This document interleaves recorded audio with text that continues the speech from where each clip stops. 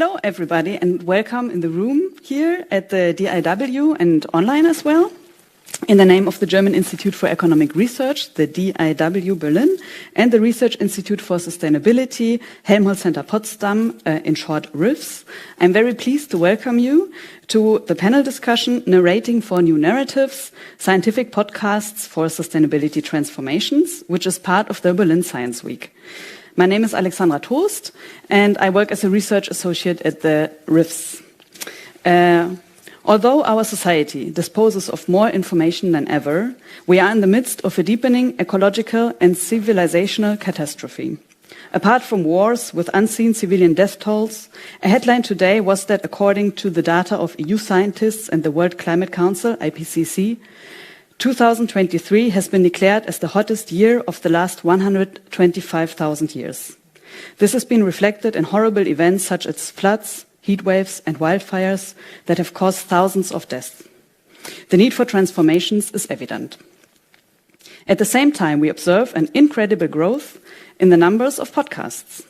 Podcasts are interesting for transformations, since they offer the opportunity to contribute to telling different stories than the ones that are seen in mainstream media, exploring alternatives to the status quo.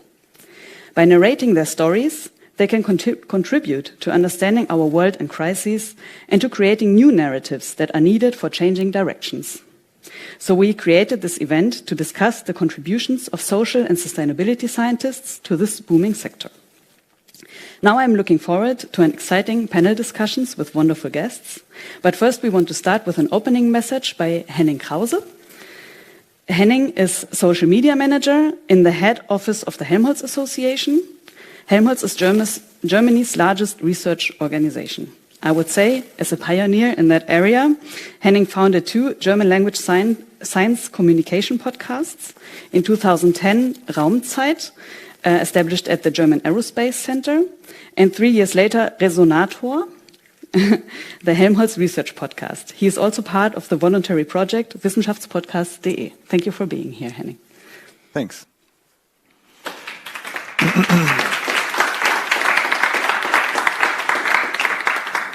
Dear podcasters, dear guests, the title of this event, Narrating for New Narratives, Scientific Podcast for Sustainability Transformations. In this panel discussion, you will learn a lot about suitable narratives and good storytelling in science podcasts. In my opening statement, I would like to go to the meta level of sustainability podcasts for a few minutes. I want to talk about the sustainability of podcasts themselves and the dangers of platformizing podcasts. I am the editor and project manager behind the German language Resonator podcast at the Helmholtz Association. This audio podcast has been around since 2013. This was 3 years before Spotify even started their podcast service.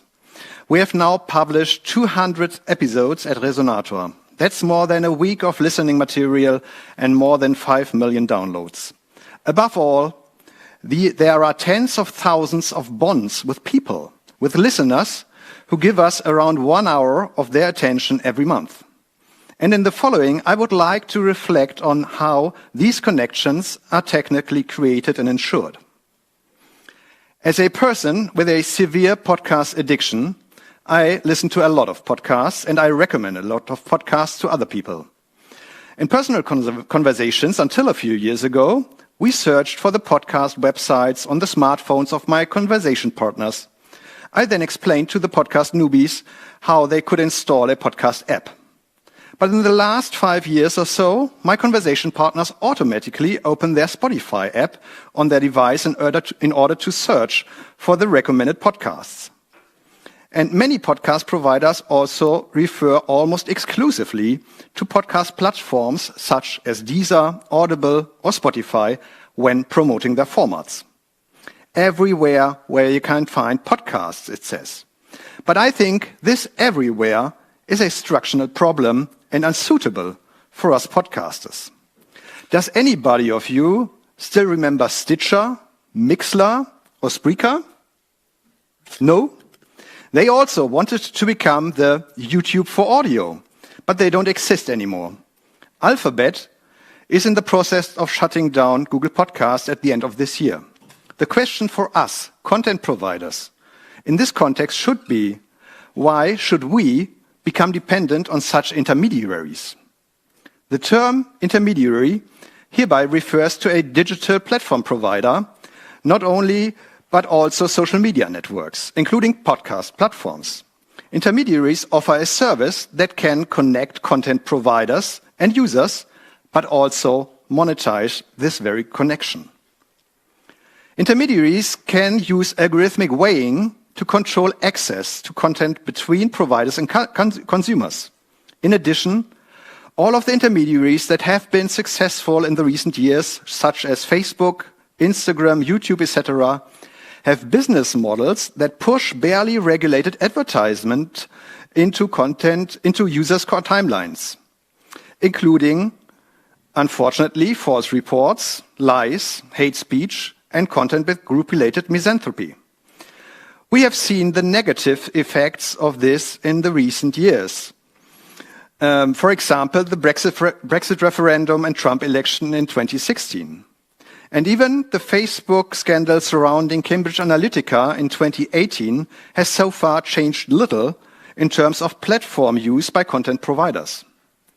Over the past 12 months, we have also been able to track the negative changes to the service now called X.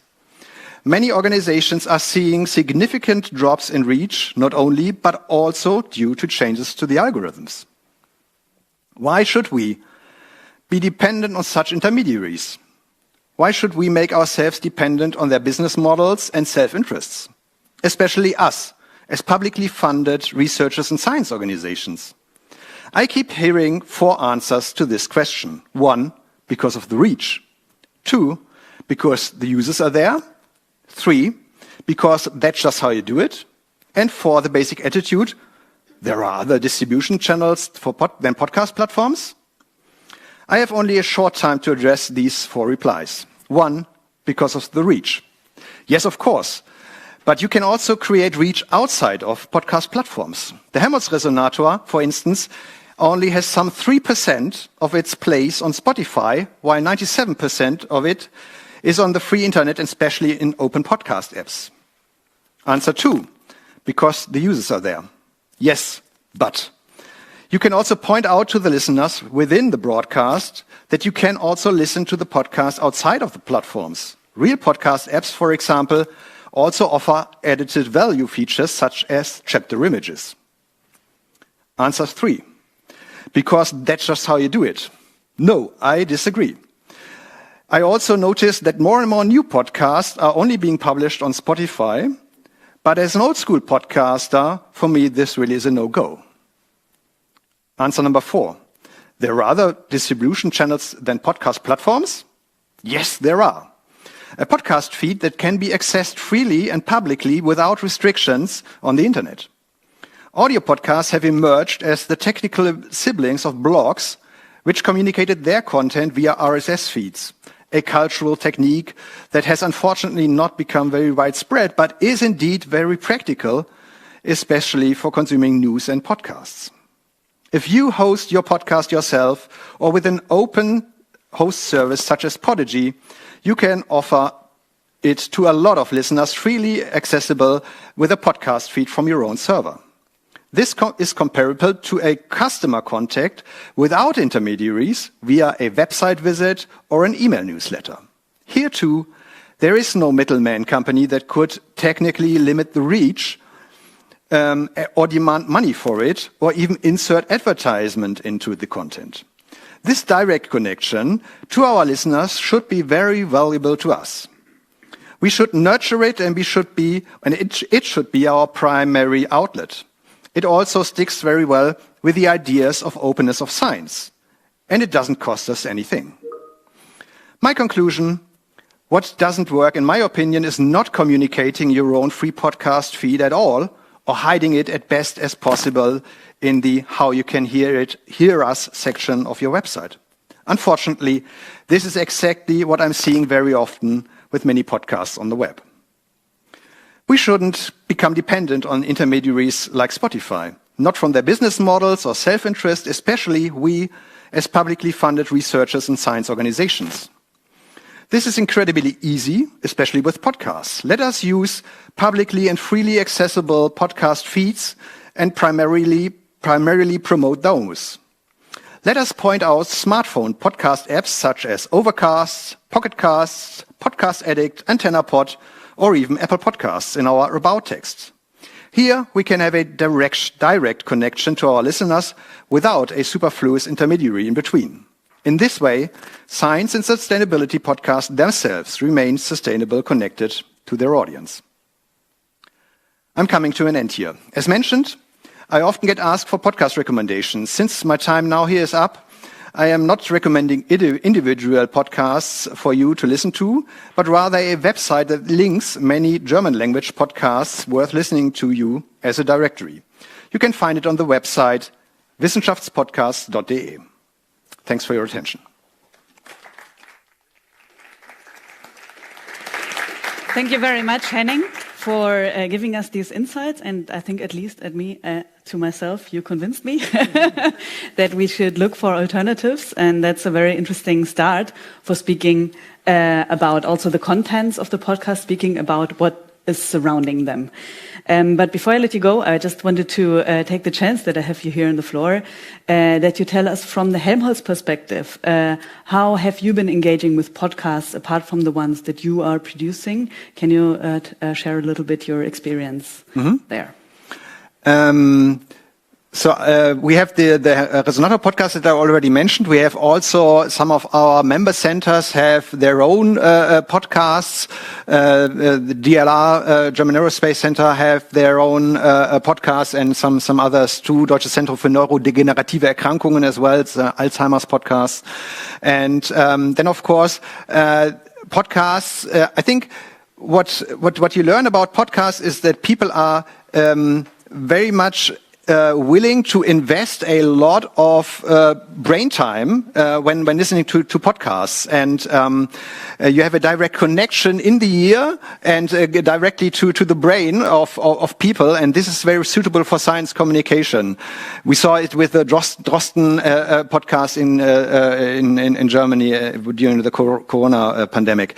And regarding your question, we have also a lot of scientists from Helmholtz Association go as experts to different podcast shows, not only in German language, but also internationally.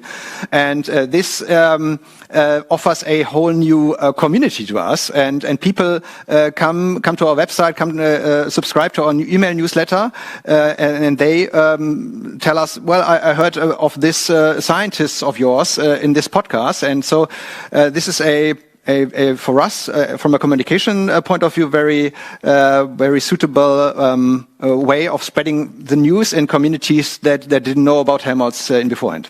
Okay, wonderful. Thank you for sharing your experience. Thank you. And thank you for being here.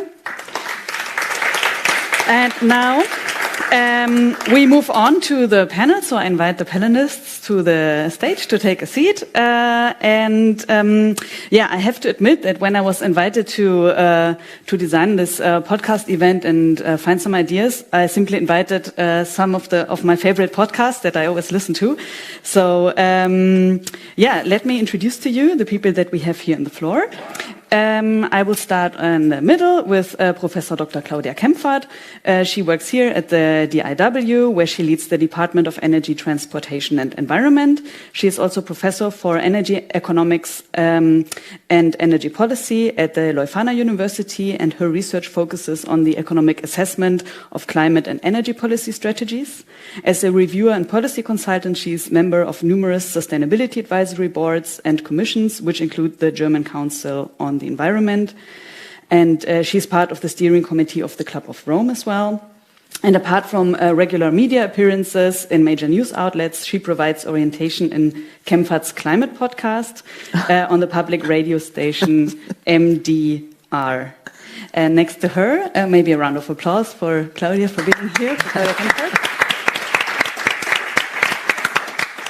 We have Professor Dr. Alex Demirovic. He's professor of political science and sociology at Goethe University in Frankfurt am Main. He's member of the executive board of the Rosa Luxemburg Foundation, and his fields of work include critical social theory, theory of democracy and state. and he hosts the Rosa Luxemburg Foundation's theory podcast, TLDR, Too Long, Didn't Read. Thank you for being here. Next to him, we have Dr. Cecilia Oliveira. We work together at the Research Institute for Sustainability, Helmholtz-Zentrum Potsdam, the RIFS, where she leads our transdisciplinary research group, Democratic Governance and Eco-Political Transformations. As part of a transdisciplinary case study in the Amazon Basin, her research areas include rights of nature, environmental... Is there a problem with the sound? Yeah, sorry, we have some interference. Okay. Or maybe that was because I was leaning on the... Mike? Shall I take that? Okay, maybe that's easier. As part of a transdisciplinary case study, Cecilia Oliveira in the Amazon Basin, her research areas include rights of nature, environmental crises, indigenous activism, knowledge production, populism, and climate policy development. Another area of interest is science communication, aiming to connect art and politics through dialogue forums, documentaries, podcasts, performances, and lectures, and lately also a virtual reality project.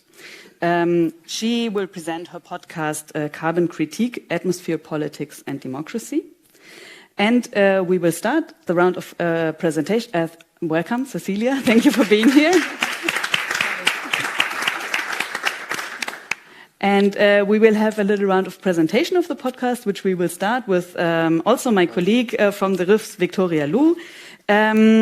She works at the research as a research associate in the research group Regional Sustainability Transformations. As a social scientist and mediator, she's interested in cooperation and participation formats between science, policy, and society, which is also very present in her podcast that she will present, which is in German called Hör mal Lausitz, and I think the English translation is Listen Up Lausitz. Is that correct? Yeah, maybe. But yeah, we have only a German version of our podcast, so yeah, it's Hör mal Lausitz, but yeah, maybe Listen Up Lausitz. Okay. Lusatia. Thank you. Lusatia, right. Yeah. Thank you, Victoria, for being here.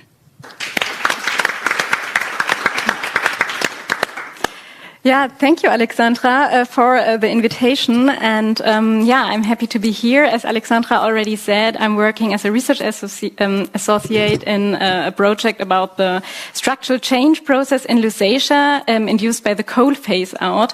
And yeah, why did we make a podcast? During one of my first visits in Lusatia, people asked me, why is a research institute from Potsdam doing research in Lusatia? What are you doing there? And I think that's a very reasonable question for people who are not part of the scientific system.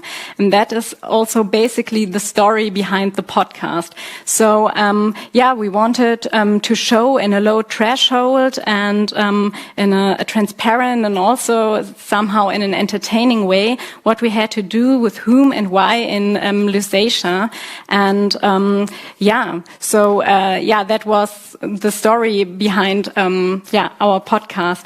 And it was very important for us, especially important for us because we're a transdisciplinary project. That means we work together with, or we conducted research together with actors or stakeholders from politics and from civil society and also with youth people.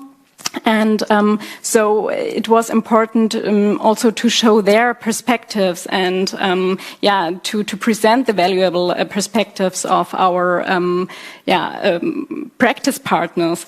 And yeah, it was yeah, it was also important for us. Yeah, because we work transdisciplinary and we wanted to show also the results in in a transdisciplinary way. And the other aspect is that also our practice partners wanted, or they wanted to give our joint research results to their partners, and yeah, that was also a reason why we did a podcast, because their research or their partners also are part of less science-oriented groups, and it was important for us that also, we produce a low-threshold product that also less science-oriented people, have access to. And we produced, or that all resulted in 4 podcast episodes, one on civil society, one on politics and structural change, one on youth participation and the perspective of young people, and one on art and culture. And we produced the 4 episodes between August 2021 and February 2022, because it was also part of a research project. And what that listened like, I would say, we have a short listen. Genau, Johannes ist im Fahrrad bei uns vorbeigekommen, auf Recherchereise. Wow, na, also so kann also Wissenschaft auch funktionieren und so muss die funktionieren, weil was kriegst du in Potsdam raus? Also der Einfluss der Wissenschaften auf die Wirklichkeit, der ist da und den muss man immer ein bisschen mitbedenken, bevor man eben loslegt. Letztendlich dient ja dieser Podcast auch mir jetzt dazu, mal zu reflektieren mit jemandem, der von außerhalb kommt und der durch seine Fragen ja auch mir hilft, mal einzuschätzen, was passiert da eigentlich gerade bei euch. Am Ende, ich wünsche, dass nicht nur die Industrie verbessern wird, sondern die ganze Region. Ich bin natürlich in dieses Projekt gekommen oder auch gegangen, ganz bewusst, weil ich wollte, dass wir eine Wirkung entfalten. Also Politik kann ja auch immer nur das verändern, wo sie auch weiß, dass irgendwie so ein Unbehagen da ist. Und was wir in unserer Arbeit festgestellt haben, dass dieses Unbehagen oft überhaupt nicht bekannt ist. Es ist gar nicht klar, wo der Schuh drückt.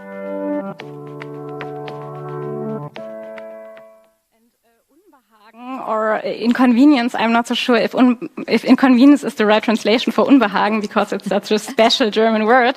But that was our idea when we worked together with the practice partners. We wanted to know, what do they think about the structural change? What are their perspectives? Where do they see or potential for cooperation? Where do they see potential for shaping structural change? And that was why we worked with them together.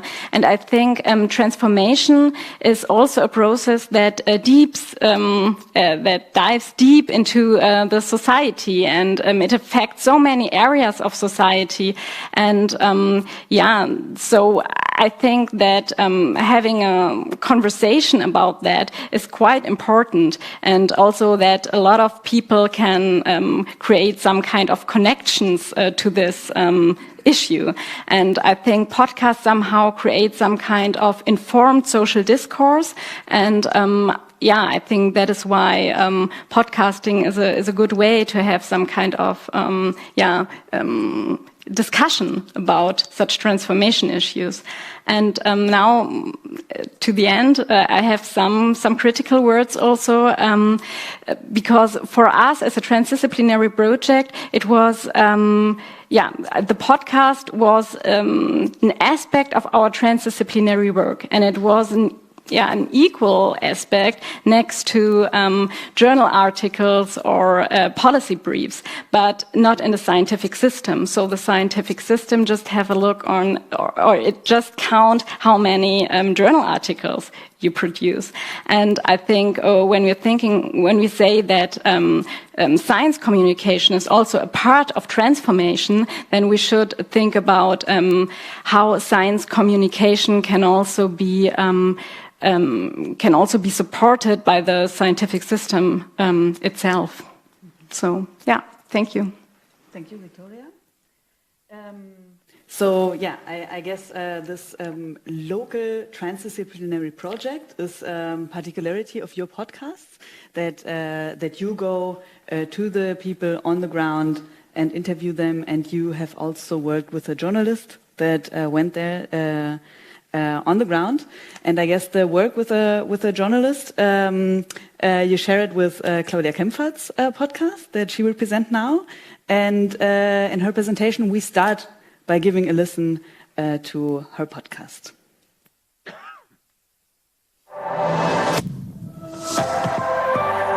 ARD. MDR aktuell. Kempferts Klimapodcast. Hallo und willkommen, ich bin Markus Schödel. In diesem Podcast sprechen wir über die Klimakrise. Und zwar mit der renommierten Klimaökonomin Professorin Claudia Kempfert. Sie arbeitet am Deutschen Institut für Wirtschaftsforschung und leitet dort die Abteilung Energie, Verkehr, Umwelt. Hallo, Frau Kempfert. Hallo, Herr Schödel. Unser Thema heute ist Bauen. Die Bundesregierung hat bekannt gegeben, dass die Energiestandards für Neubauten nicht verschärft werden. That was it. We will not listen to the whole podcast now. Although Bauen, this is building sector, is very interesting. Now, thank you so much for also in the name of DIW for having this event here. We very much appreciate it. Also, thank you for the organizers and all the cooperation. I know there was a lot of work in the back, also doing it in the Berlin Science Week. Thank you so much for having this event here. Yeah, podcast, we already heard that is a very important aspect of science communication. And I just wanted to briefly explain what Kempfert's Klima podcast is doing. As you already heard, it's the MDR. It's a Mitteldeutscher Rundfunk. It's a German public it's a German public radio organization, which is ARD, doing this podcast. And they asked me 2 years ago, really 2 years ago, because the event was a climate conference that was in Glasgow, and they decided to talk about more the climate conferences, but also what about the scientific findings related to it. And that was the main motivation. They called me and asking whether I would be interested in doing this podcast, and I didn't think so long. I thought it's a very good way of communicating scientific findings. And the main aim of this podcast is to evaluate also political decisions. That is something special, but also to classify scientific findings and also advice on sustainable living. And this is something which is really interesting because the listeners are sending questions and we are trying to answer all of them. And we have now 50 episodes up to now, and there were 50 questions already by the listeners. If you have one, please send it to the MDR. Now, the idea is really to discuss the topics about climate policy decisions, or politicians decided on different events, but also around the energy transition, about climate protection, discuss about political decisions, and look at a scientific study. And I'm not sure now the sound really is bad, right? This is something wrong. We have some interference. Yeah. Okay. So that was always my my worries that but my phone is off, so sometimes this is a reason for it. But this time I really turned it off. I'm not sure whether you can heard about what I talked about. Okay, fine. So I don't start from the very beginning. But the idea was also to discuss one scientific study, and this is what I found really interesting, because this RID, or the public radio, is really for a broad audience, for normal people, so to say. And this normal people is always important also for the maker of this podcast at the MDR. It's still ongoing, right? Is it me who's interfering here? I have some electronic ways of intervening. Too much energy, right? There's energy coming also out of my body, probably, that interferes with this microphone. I hope this is fine now. So now, and also to answer questions from listeners, for the normal people, this is something which is really important also for the making of it. And we discuss about different aspects of transformation, and also about climate conferences. And now we have 2 years. We have 2 years of doing this podcast, and we are still before the next conference in Abu Dhabi, which is COP28, and this is 2 years ago. Now, and there were we started with the aim to have 4 episodes for the climate conferences, but the MDR said there are so many listeners that they want to continue it. So there is a broad interest also in these topics, and they decided to continue. Now, the question, though, that you have raised was very important. Why do we choose this kind of podcast also for the scientific output? I think it's important also for the science communication to do something like this, because podcasts right now are one important thing to reach a broad audience. And we see that we started during the Corona crisis with Drosten's podcast, as Henning already said, and we listen all of us to him, and I think it's a very important way to communicate also to the broader or general public. And this, I think, is important also to do it in that way, and to reach here also normal people. We have another podcast though here at DIW. Wolf-Peter Schill, Alexander Roth are sitting in the back. I don't know why, but you're sitting there. You don't see them here right now, but this is called Fossil-free. Actually, I just came to the DIW here around the corner. Is an advertisement by the big utility saying we are making Berlin fossil-free. I don't know whether you have seen it already, but this reminded me really.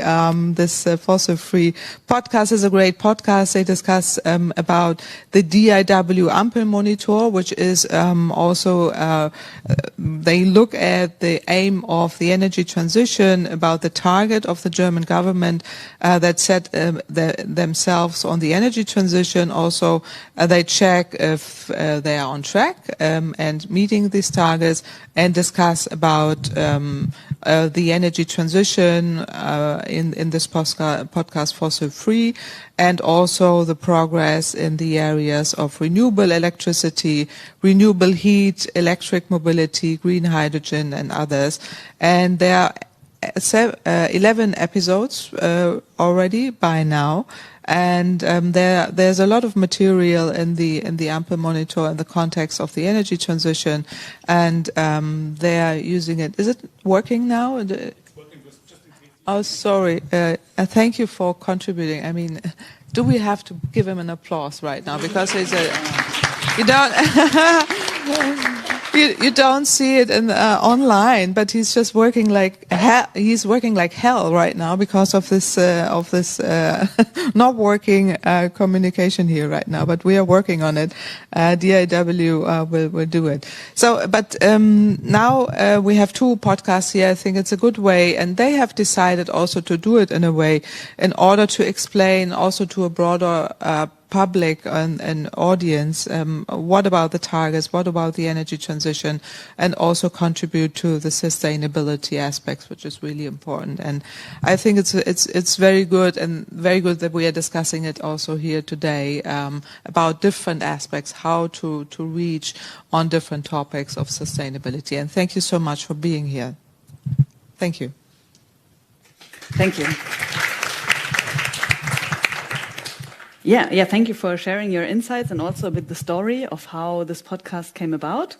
And now we pass on directly to Alex Demirovic, who will tell us about his podcast So Long Didn't Read. Alex, you didn't bring an audio part because you said you prefer to use the time speaking to us. Yeah, so. Come on, I forgot it, to tell the truth. Yeah, I mean, yeah, okay. Now, thank you for the invitation and bringing us together here for a chance to reflect on that work, producing podcasts, what is in fact really a lot of work, you know. So it's much more than I ever expected it to be, yeah. And many of the problems, or how to say, the things we have to reflect on this is exactly connected to this aspect of a lot of time and preparation work and producing it technically and so on. So, yeah, okay. So we started, first the institutional background perhaps.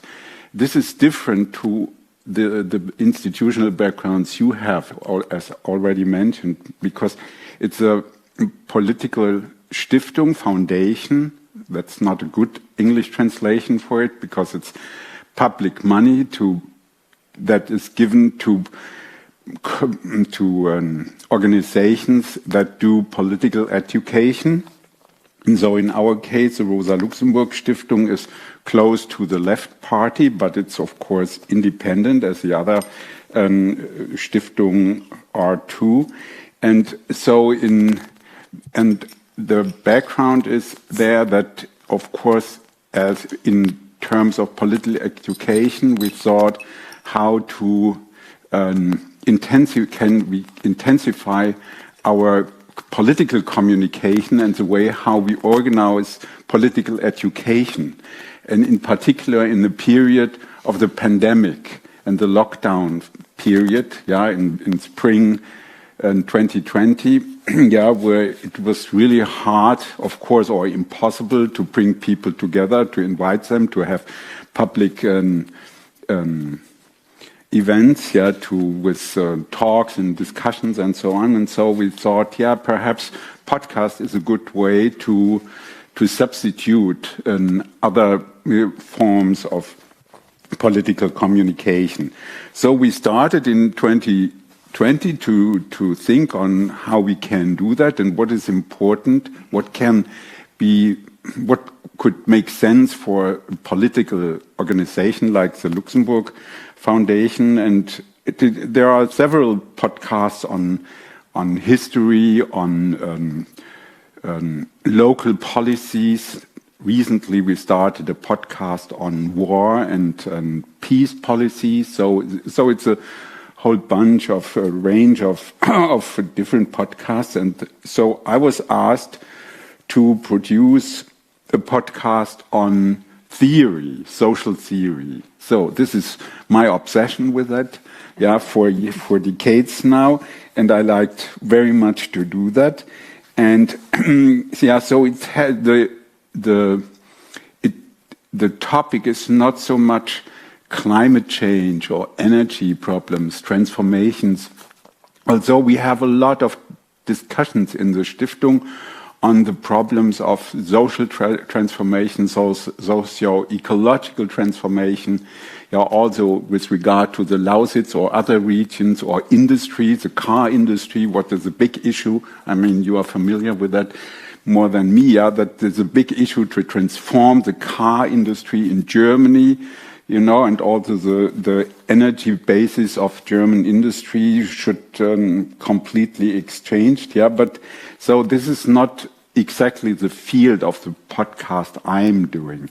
What we're producing is a podcast on critical social theory, materialist theory. So to give people the concepts, the names of theories, the authors of those theories, to give you an idea. We started with, of course, in the case of Rosa Luxemburg Stiftung, we started with Rosa Luxemburg, and then we continued with Karl Marx and then Foucault and Gramsci and Nikos Poulantzas, so others who did a lot of interesting work on state theory to understand better what politics can do, what this field of state policies allows us to do and to change, and the way how we can do it in democratic terms. And so this is what we did for now.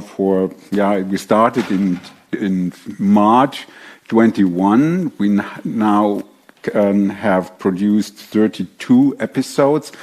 The last one was on what is completely far away from the issue we're discussing here. It's on Siegfried Krakauer's film theory.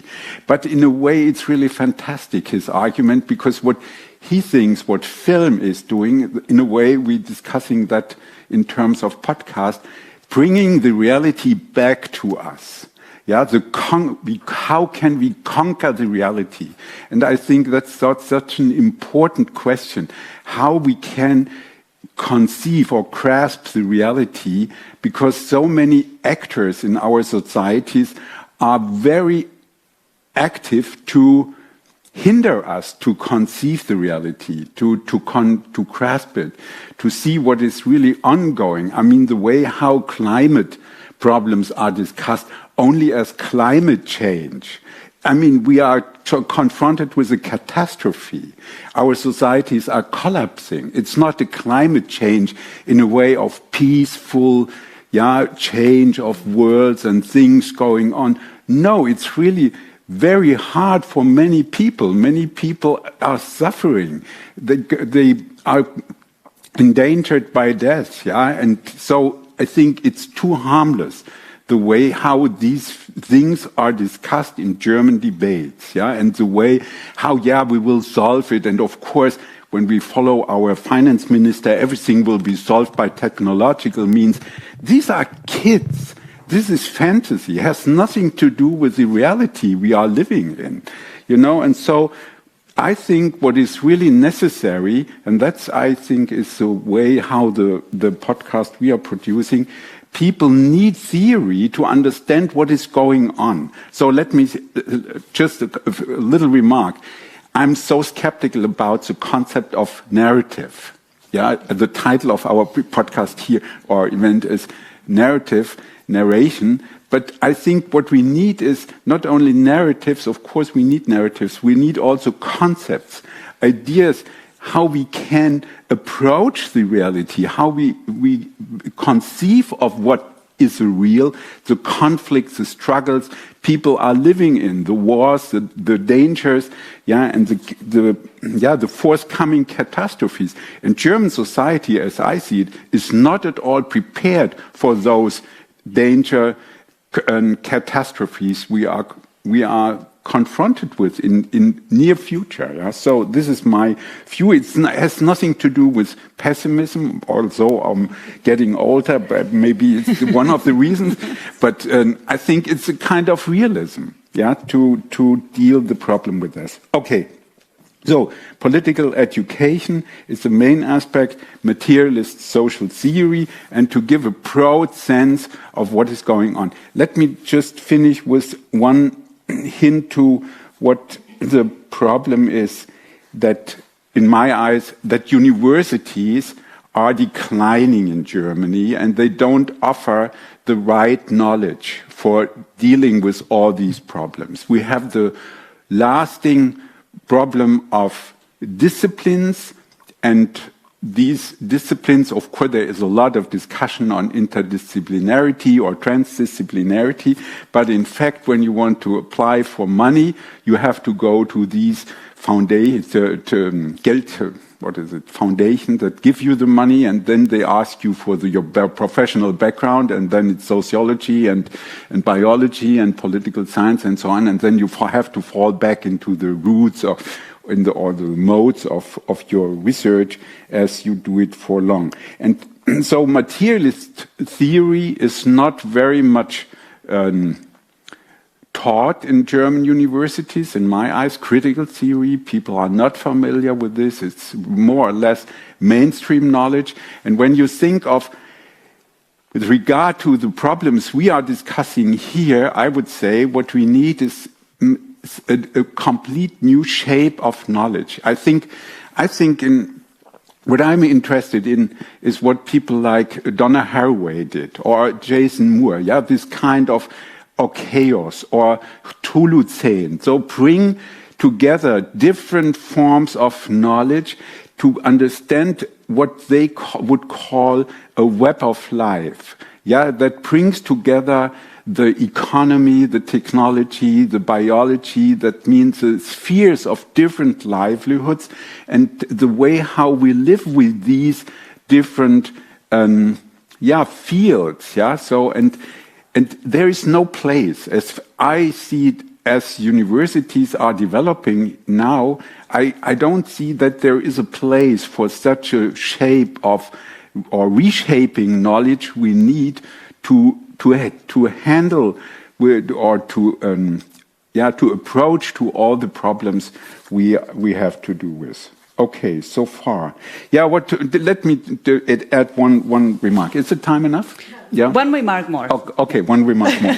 No, I mean, I found the introduction very interesting, and also your remarks on the way how you have contact with the listeners, the people who listen the podcast. I find it in a way true what people like Bert Brecht and others, Hans Magnus Enzberger, gave us as a hint when they reflected on radio. The problem is, in my eyes, is that is a one-directional medium. Yeah, I can prepare myself and I can give a kind of a lecture. I speak 30 minutes on a theory, and then I have a guest in the studio, and we talk about the context and the person of the theorist, and so we do all this, but it's always us that is doing, and we hope that people will listen.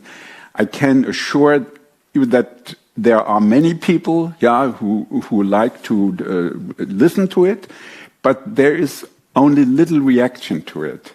And this is for me, so we know that people write us emails, please produce a podcast to that person or that person, and so the list of theorists is long and is getting longer. It's now about 100 persons. Yeah, we can present there in a podcast, but I think, but it's no reaction in the way, this is convincing, or that was too difficult. And so sometimes people, even on the street, they say, it's a wonderful podcast, but this time it was too difficult. So I was really surprised, but it's not a systematic reaction. So this is, I think, I'm missing a little bit. Yeah.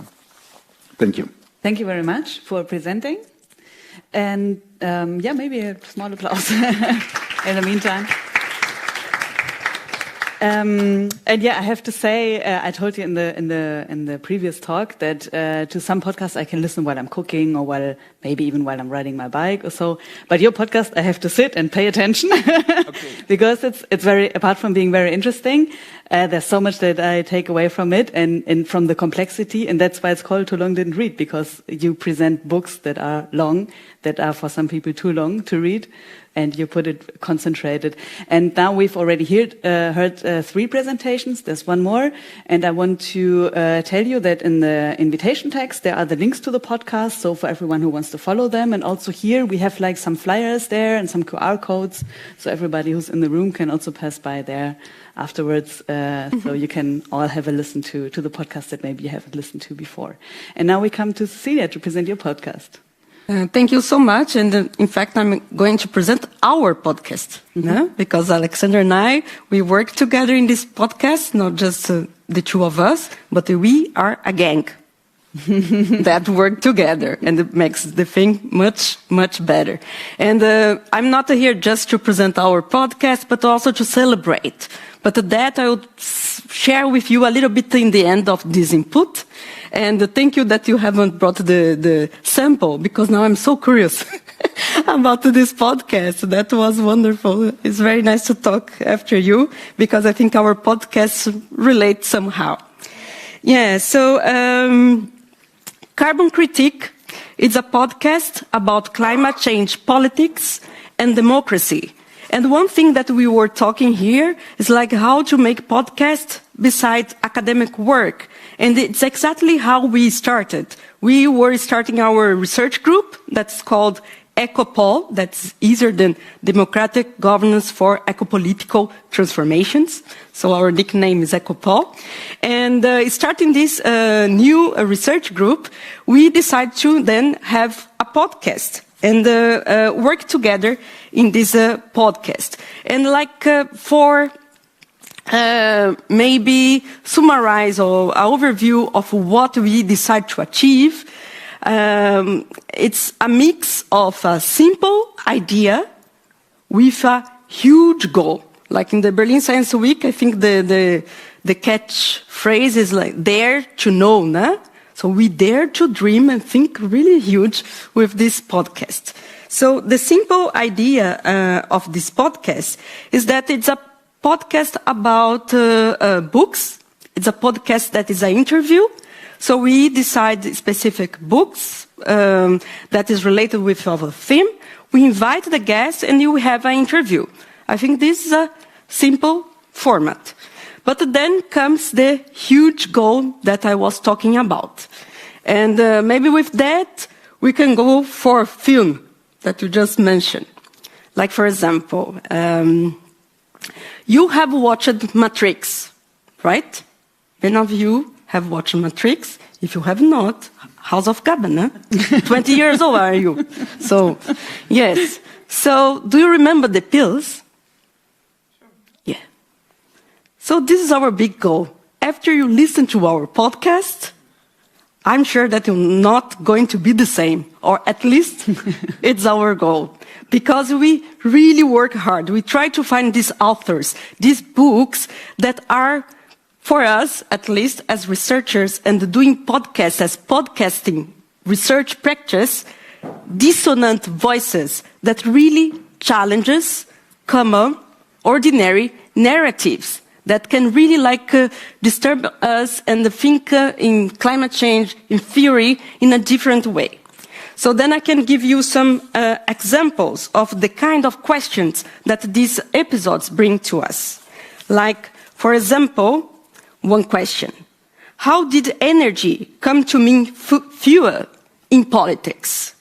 How can we take a feminist and critical look at energy?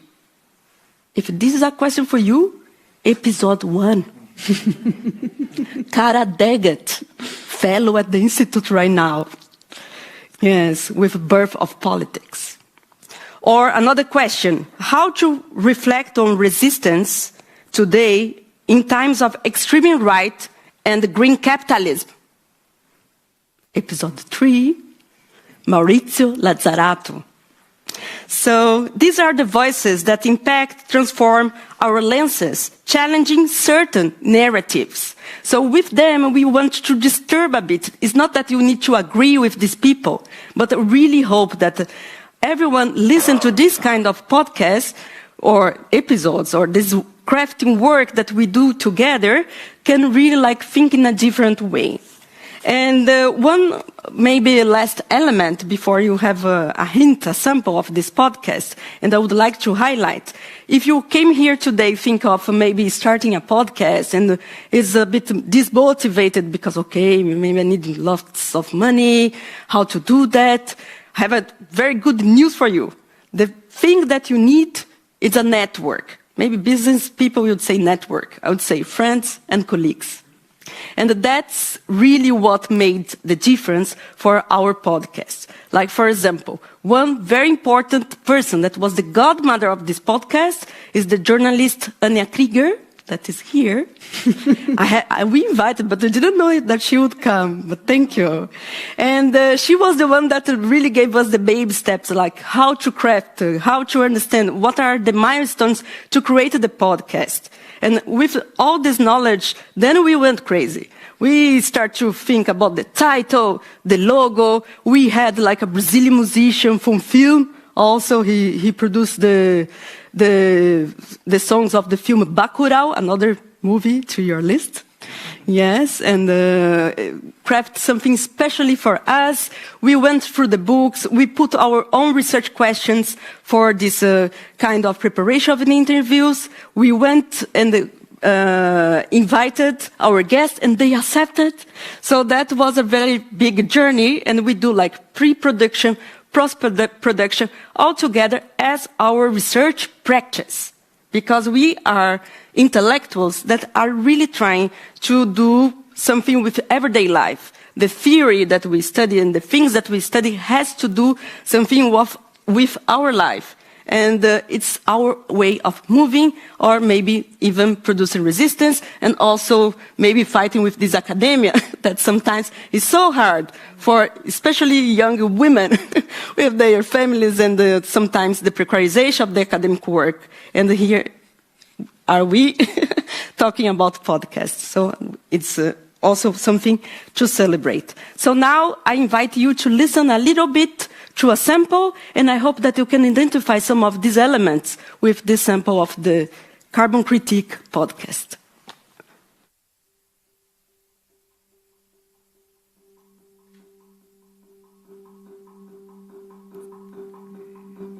So if there's a problem of oil and democracy, we're part of it. It's not just something that afflicts people in producer states. Thinking about the kind of way of understanding capitalism that came into being at the same time as development came into being is, I think, very important. So then when you get to the Sustainable Development Goals and the Millennium Development Goals, you've obviously tried to patch up this rather ugly thing called development and improve it with new kinds of measures that take account of basic issues of health and literacy and so on. But you're still stuck within this rubric of growth, of what matters is development.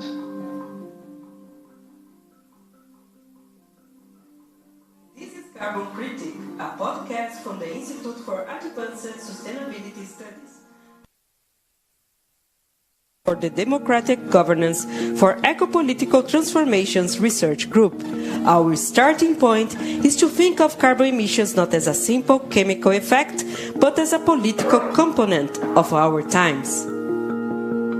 On today's episode, we will bring to you one of the most influential authors to our research, Professor Timothy Mitchell, or Tim, as he kindly presented himself to us.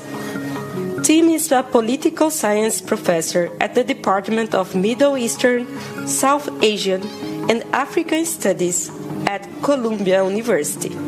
His areas of interest include colonialism, political economy, the politics of energy, and the making of expert knowledge. Much of his work blends the study of the built world, technical devices, ecological processes, and the history of economic and political concepts. We will talk to him about his classic book, Carbon Democracy, Political Power in the Age of Oil.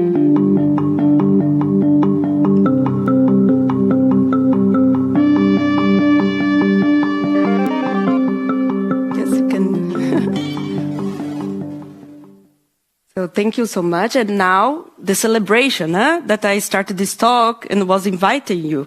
It's because today we are launching our website. It is not just because it's a website. It's because in the website also it's a kind of digital platform that we are used to overcome one element that we were struggling with.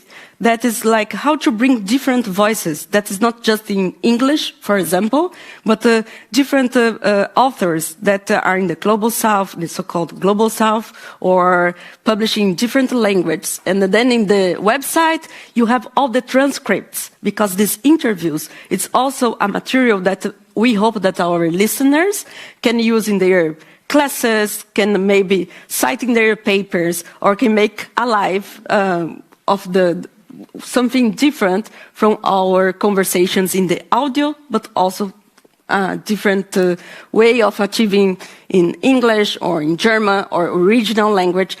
And also there is some behind the scenes that is not very matrix, but you see that in fact what is more important is to have this network that will make the thing happen. So I invite you to check the website, and thank you so much for the attention. Thank you. Thank you, Cecilia. So, thank you all for your very interesting and insightful presentations. And I think what you can see is that we have a big range of difference also between the podcasts, which are all scientific podcasts done by scientists, but in very different settings. So I guess that's very interesting.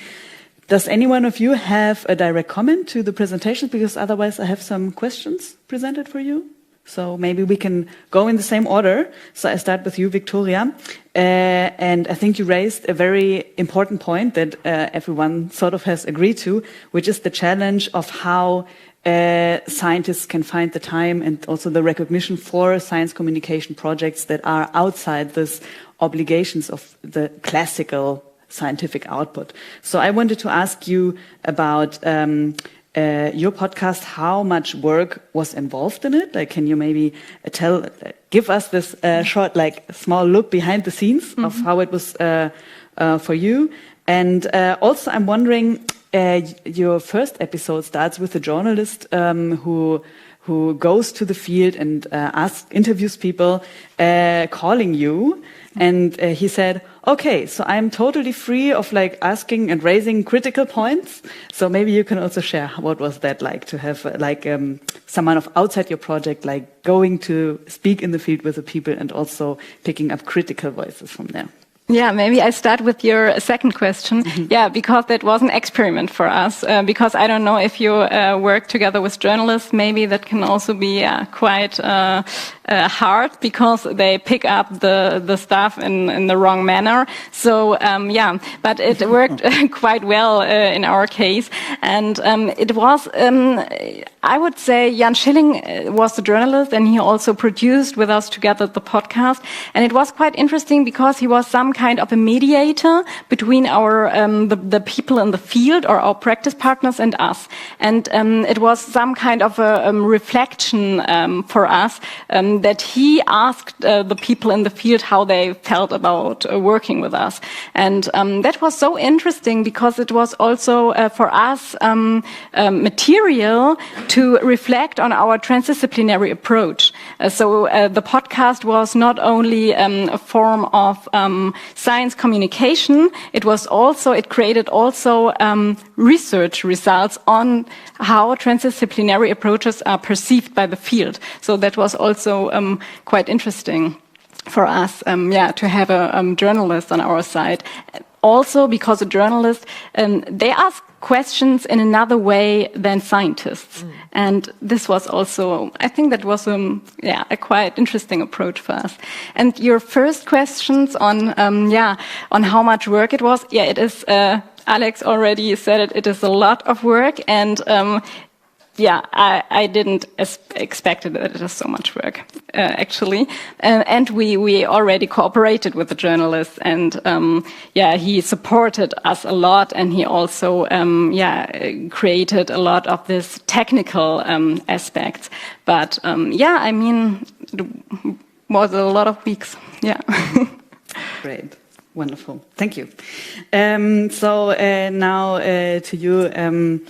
I was now when Alex mentioned the topic of how in the media, in the mainstream media, like the grade of the catastrophe is not reflected. I immediately, and then we come back to film, I think of the Don't Look Up movie, where you have scientists screaming about the Earth being soon destroyed. Well, in that case, of a different thing, which is an asteroid coming to the Earth. And nobody reacts, and he's being ignored. And of course, I wanted to ask you, you told us that you were invited in the context of the COP conferences, but also you have like a media presence, like in TV. Also, you write books that are perceived outside the scientific bubble. Why do you do a podcast? Is that also like for getting beyond like being in a talk show where like journalists maybe sometimes ask questions in different ways, or where you have a very short limit and to set your own topics on the agenda? Is that part of the motivation? Well, that's one reason, exactly as you just said, that in the podcast you have much more time in discussing also scientific findings, in providing also scientific insights, going in depth. And I think the Kempfert's Klimat podcast, I had the big luck that the editorial team allowed for more time, because as you exactly just said, is about that journalists want to have it short because they fear that they are losing listeners. Mm-hmm. And I try to explain that they could gain more listeners if we do it longer. And that was at the very beginning really a big discussion about, and this is, I mean, talk shows, you cannot explain anything. I mean, look at the talk shows. We don't talk about talk shows here right now, but this is an own, that needs to have an own discussion, podium discussion like this, but they're too short. I mean, they're just focusing on political aspects and shouting at each other, and they do not really provide insights. They are not there to provide insights. And in podcasts, you can provide scientific insights. It's to just explain. I mean, look at the different podcasts, and they're all about to provide scientific insights. And it's not only Kempfert's Klima podcast, also Fossil-Free podcast. You provide scientific insights and go in depth studies. You said books, but we do studies and answer also to listener questions in order to get a feedback also here. And the interesting thing was, as I initially said, they decided to have 4 episodes because they thought we'd just do it around COP.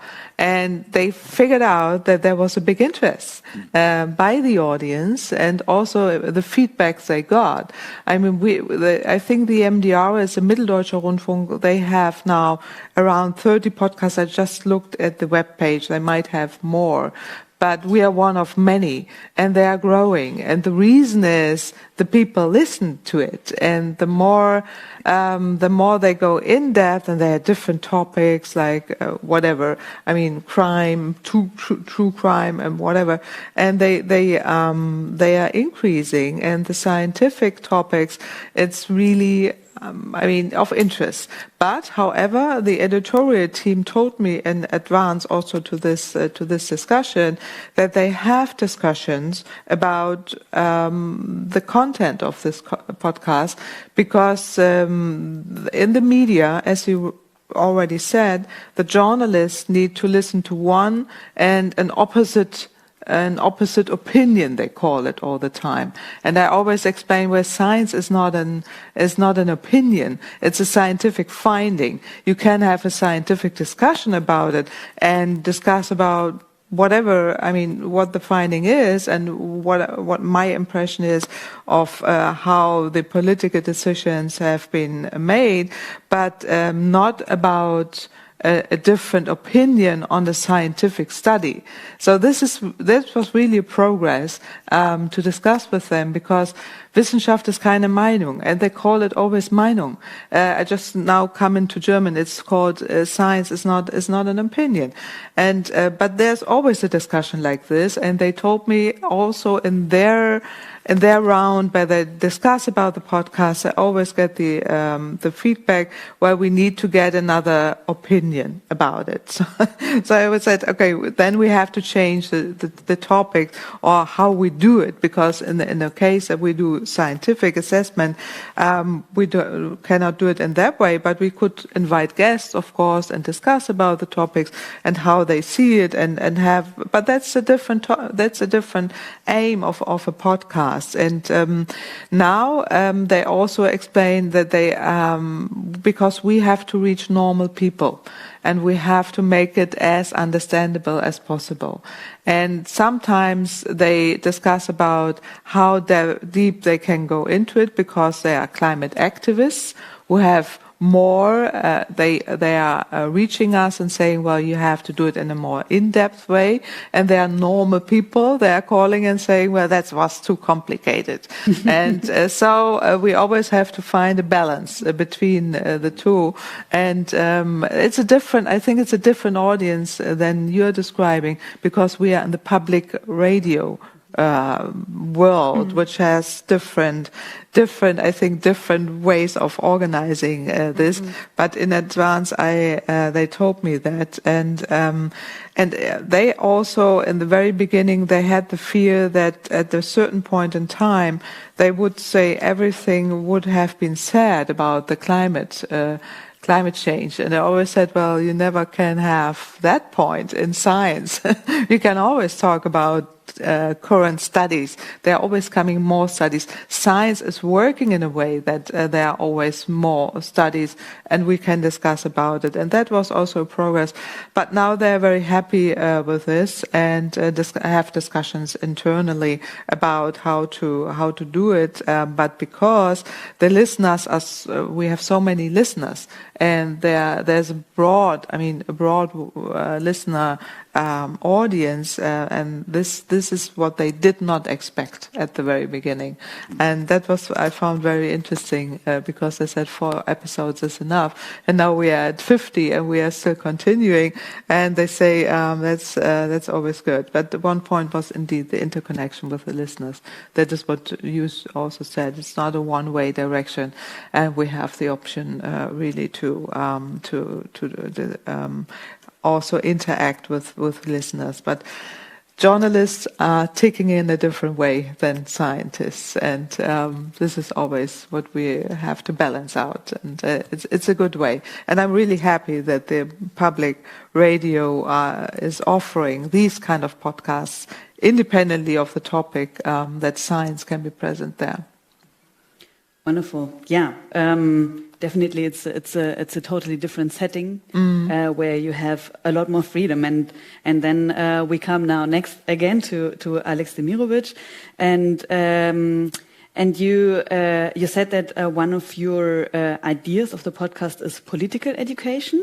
I find that very interesting, and like political education, I also imagined this in a classroom where you get direct feedback. But I imagine that is a challenge for you. But anyway, I would like to ask you, like how, when you are like through the foundation closer to social movements or also to the political party, do you get like feedback there that you maybe incited new thoughts with your podcasts, or do you get that kind of feedback? And also, I wanted to mention that the structure of your podcast, or the episodes that I have listened to, is that in the first part you present the biography and the content of the book and the story context, etc. In the second part, you have an interview partner, usually a person who has written a book about that person that you present, and there you have this opportunity to relate. Like a classic book to current developments as well, which I find very interesting. And I guess that also then feeds back into your own research work. Is that the case? Like in the way that Cecilia also mentioned that we are doing in our podcast, like we invite authors, not just so they can present their work, but also they inspire us and we ask them questions that are part of what we are researching on right now. Is that something interesting that happens to you as well? Sure. Yeah, many aspects. Yeah, the idea of political education is, in my eyes, it means that we give people an idea that there are ongoing debates since decades. It's so that materialist theory on state, on ecology, on gender relations, on the way how domination works, is something that has to be continued, and and there is some kind of elaboration on the different aspects of those theoretical approaches. And there is, I already mentioned it, there is little feedback. But what I found interesting that students told me that they proposed to their professors to take into account or to bring in the podcasts to enrich the stuff of the seminars. And I found that really funny. Yeah, so they think, it's worth to integrate a podcast on Stuart Hall in a seminar on racism, or whatsoever, or to see that Haraway is worth to be discussed. There are so many effects against Donna Haraway, because sometimes it sounds a little bit weird, with speaking of this kind of, I don't know. I mean, the Thuluzen, this. I don't have the English words for all this. This kind of close to the earth and dirtiness and so on, and the wet but she is so in favor for that, and to bring in the ideas of networks of different lives. And I think for some people who have in mind that materialism means economy, hard material, and whatever means economy. Money is very fluid.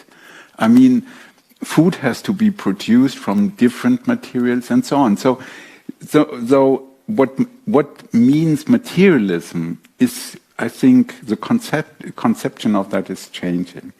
The guests I am inviting, I find it very interesting, your argument on opinions. I hate the word opinion. Really? Because, I mean, yes, this is a pseudo democratic attitude. Yes.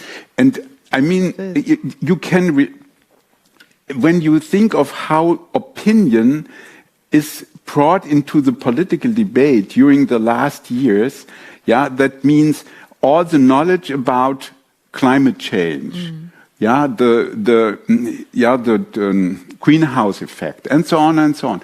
All this, only your opinion. My opinion. My 92 years old mother says, yeah, it's your opinion. The climate is always changing. I said, how do you know that? Yeah. You have nothing to do with climate research, and you are so suspicious on those people who do this for years and years and live on the North Pole to follow the ways how the climate is developing. Yeah, they know nothing.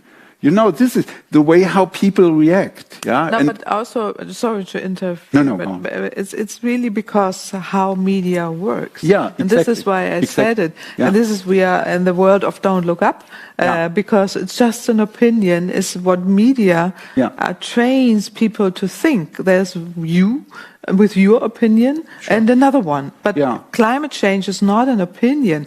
The facts, the scientific facts of climate change is not an opinion. But this is really a point where I also have discussions with the journalists all the time. No, and we can see that. I mean, this way of how our society becomes more and more a talk show format. Yeah, I mean, not to speak of Markus Lanz, who is one of the most terrible things that happened to us. Yeah, I mean, this is what you said. Yeah, no, sure.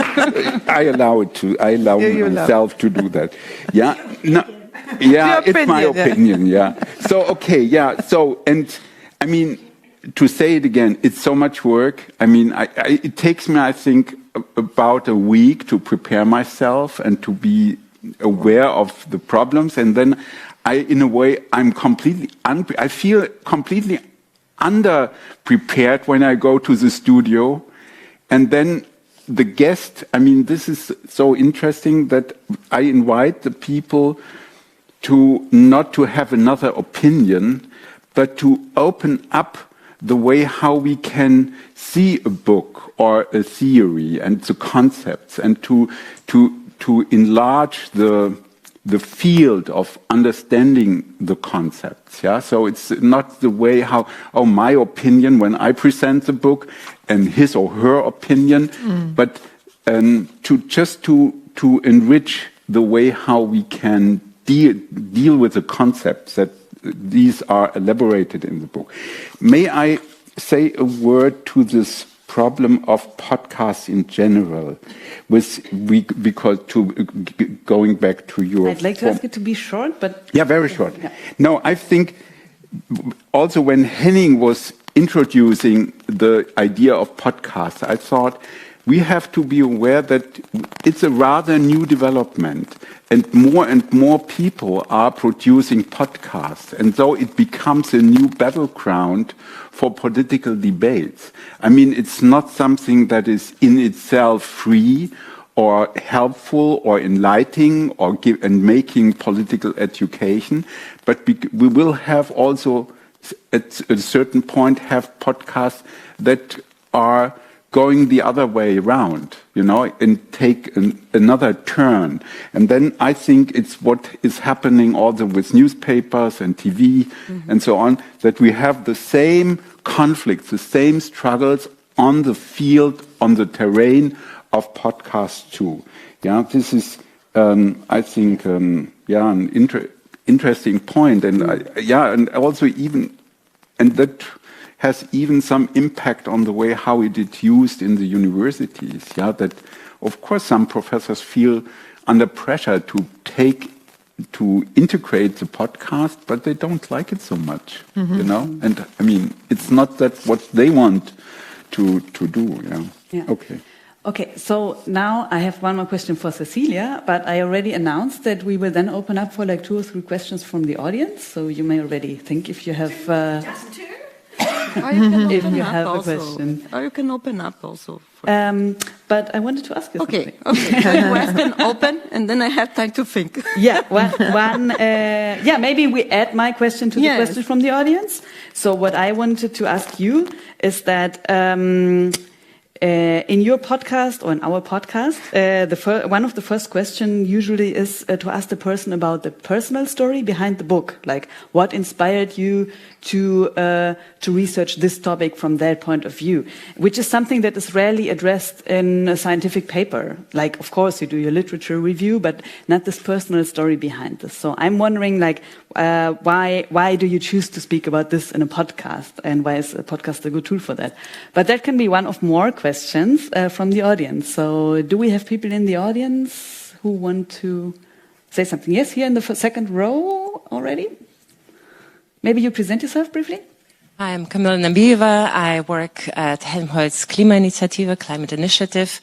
And thanks a lot for your presentations. Some of you mentioned some of the things that I'm going to ask, but I'd like to ask you to speak a little bit more about the target audiences and how you reached out to them. So how did you define them while developing the podcast, and which channels and platforms proved to be especially successful in reaching out to these audiences? And I'm especially interested in whether you succeeded to reach out to people who actually not usual podcast listeners and not in scientific community. So what was especially successful in reaching out to them? Thanks. Thank you. Here's the question in the second row. And then it's you.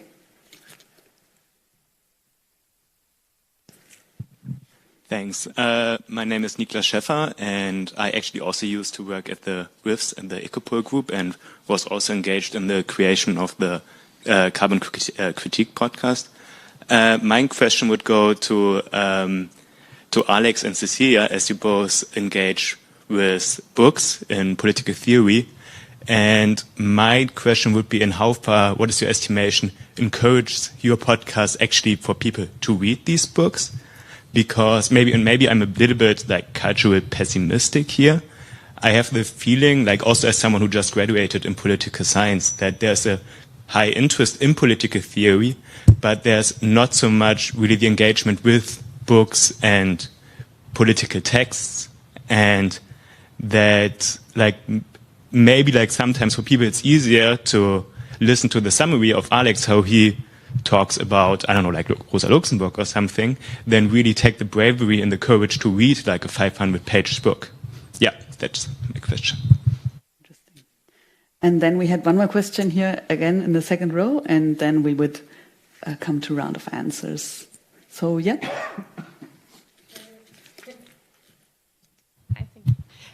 Hi, my name is Annika Weber. I work at the Institute for Climate Protection, Energy and Mobility here in Berlin. And I have a background in global studies. So I was very happy to see that there is the Carbon Critique podcast present today. And my question is, if we agree that transformation has to be looked at from a holistic perspective, what responsibilities do podcasts have to represent a diverse set of views? And how do you ensure that you don't only reproduce Eurocentric ideas? And is that the task of every podcast or just a few? Thank you. Thank you. Okay, so maybe to summarize, we had one question about the target audiences, and then now also a question about who is being presented in the podcasts, about do people still read books or do they prefer to listen to the summary, and also the question to Cecilia about asking about the personal story behind the books. Maybe Cecilia, we start with you and we go backwards then? Yes. So about the person, the behind the scenes and the books. I think all of us here had the experience of write something. And then we have the result, a paper, a book, or something like that. But it's very hard to include all the side stories, or because I think everything that we put ourselves, it's very, very much populated. There is a history also that sheds light on the specific struggle that you were involved to write a specific thing. And then the authors that the idea is that once that you have the author, like bringing all these populated or side stories to his book, we can access why they were thinking about that. What was the hook that made that person really embrace the very difficult task of writing a book in times of internet, podcasts, and things that are so like in social media. A book, it's something that you really need to put yourself out. And it's even like one difficult, for example, that we have in the podcast is to find women publishing with these critical takes on climate. Because it's something that also, maybe going to your question, the holistics also in the combining, because we try first to have balance, like gender balance. We really want women there also with their books and their work that we can show in the podcast. But also one difficulty is like to overcome English. Like, I'm a Brazilian with this English accent, running a podcast together with my colleagues, also international.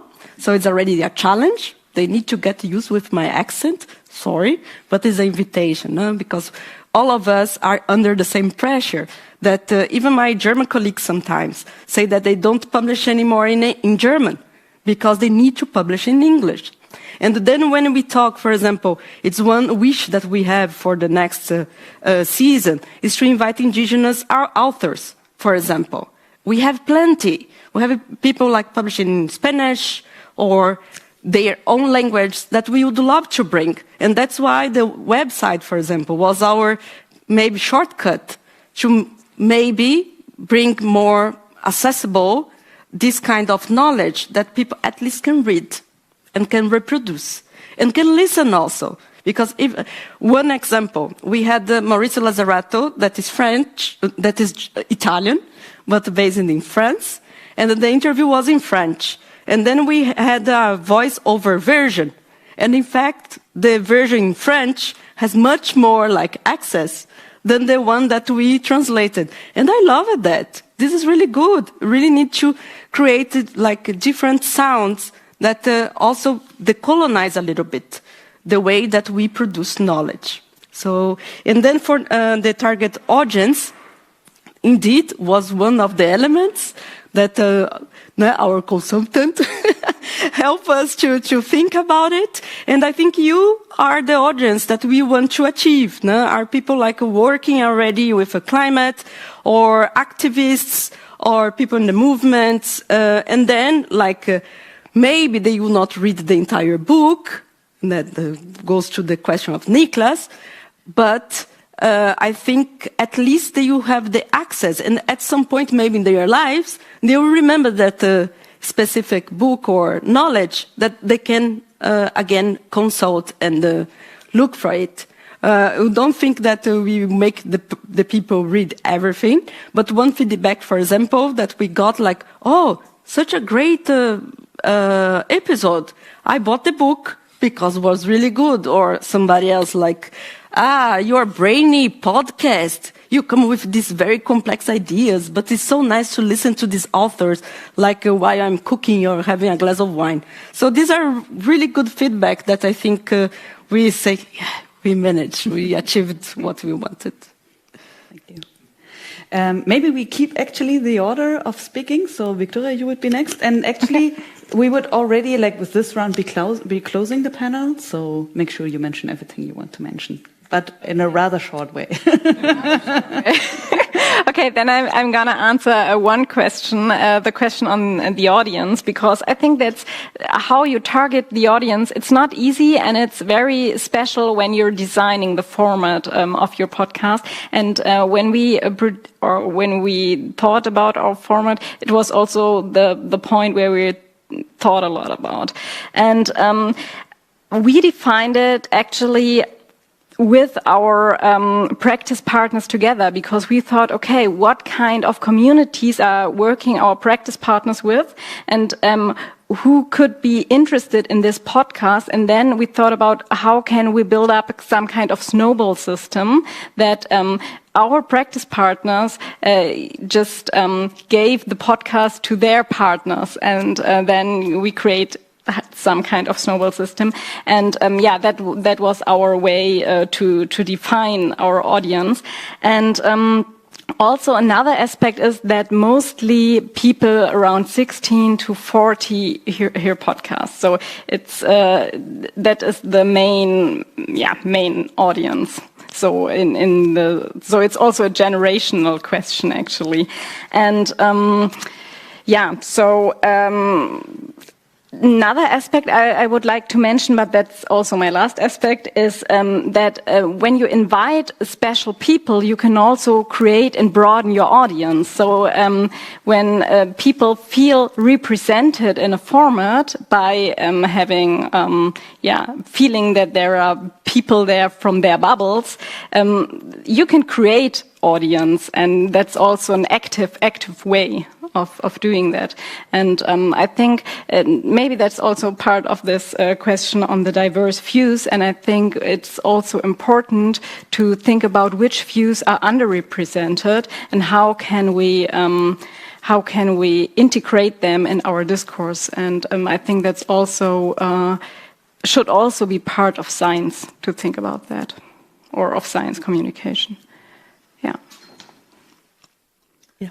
Yeah, I mean, as I already said, the target group of the MDR was the normal people, and they have reached it, I think, and I didn't get the most recent numbers, and I'm not sure whether they really assess of how old the people are who are listeners. I think the RRD is such a broad radio station that they have all different kind of listeners, and the feedback I've got is that there are growing numbers of listeners. And some episodes, of course, have more listeners because it depends on the headline. It always depends on the topic, and then others. And I think they have reached their target, that the normal people have been reached. I wanted to make one aspect what you raised in the very beginning, just because we have the final round now, is how science communication is valued by science. Because this is a topic that we have to talk about. I mean, we are here at the DIW, who is doing a lot on scientific communication, by the DIW Wochenbericht, by this kind of offering platforms of also streaming and all the rest, and doing much more than universities are doing. But the workload that you are reporting also is a lot for these kind of podcasts, but it's also for writing weekly reports at the DIW, and we have to find a way of valuing it, because right now it's not at all. In the contrast, science is just the numbers. Yeah, okay, I have to do it. I have to change it again. Sorry. So science is always valuing scientific publications, and that's basically almost all. Here at the Institute, I think it's Helmholtz has the same, and others, where you have a broader way of valuing science, but usually at universities is not valued at all. And this needs to be changed, because we see that there are so many listeners, and this really makes fun, as we heard here also, and it's important because all of you are contributing to scientific communication, which is a part of democracy. And in these days, where we have the other, also disturbing voices of trying to disturb and also attack democracy, scientific contributions and scientific findings are important more than ever to take place in the broader public, but also to take place everywhere, because science is one part of the democracy. And it's really, really important that we speak up and explain our scientific knowledge in these days where others are trying to attack it and also to diminish it. And that was my point here, which is really important because I really appreciate all the effort that all of you are doing to contribute to podcasts, but also contributing to this really important value, which is democracy. Very important for sure. Okay, I want to take up two aspects of the questions. The first is that my experience is that the listeners, the people who listen to the podcast, some of them are really inspired to read the books themselves and even found working groups to read it together with others. And that was really a very good experience to hear that. Yeah, that it is really inspiring people to become curious, to know more about it, to know it better, and to understand the the book or the theory, the theoretical background much better. So for that reason, we just concentrate on books that have a German background or are translated into German. That is a condition, how to say, that people can just buy it or find the book, and read it. So it's an easy access to the books. But that means for us it takes long discussions with regard to your question, the Eurocentrism, long debates in what the succession and who is integrated into the whole list of theorists, and so of course we always try to bring in intersectional terms, so to speak, feminist and queer theory, post-colonial theory. So what I did was a podcast on Frantz Fanon, on bell hooks. So I have the idea to bring in Mariátegui, a guy from Peru, a Marxist from the 20s, or so others from the formerly called third world theorists. So that's the way how we try to broaden the idea of what materialist theory is and what should be included. And also I did a podcast on Donna Haraway. I mean, so to give you an idea that it's really broad and to integrate these different fields of expertise and knowledge and political engagements and struggles. What else can we do? I mean, and it's not easy. I mean, to tell you, the problem is, of course, when you think of Latin America is for us easier to find the books than Africa. Mm-hmm. Or South Asia. When you speak of theorists in a materialist tradition, Japan is very easy. There are a lot of people doing this kind of work, but nothing is translated into German. It's really hard work for those scholars who do this kind of work to translate these books, or how to say, Southeast Asia and so on. So that's really a difficulty we are confronted with. Thank you very much. So I guess also Claudia Kempfert mentioned very, very well that this is a great contribution that's being done with the scientific podcasts, not just to science and science communication, but also to democracy. So thank you very much for doing this, for taking your time and letting me listen to your podcast, and also a great audience that you have. And so we are going to close this panel. I think we could go on for a lot more. There are many more interesting questions to discuss. I want to thank, the DIW for hosting this event, the Berlin Science Week, the technical crew that's supporting us, that's doing the live transmission to the screen. The video will be uploaded to YouTube, so you will also be able to watch it later or recommend it to other people that might be interested. Thank you to the speakers, and thank you to the audience.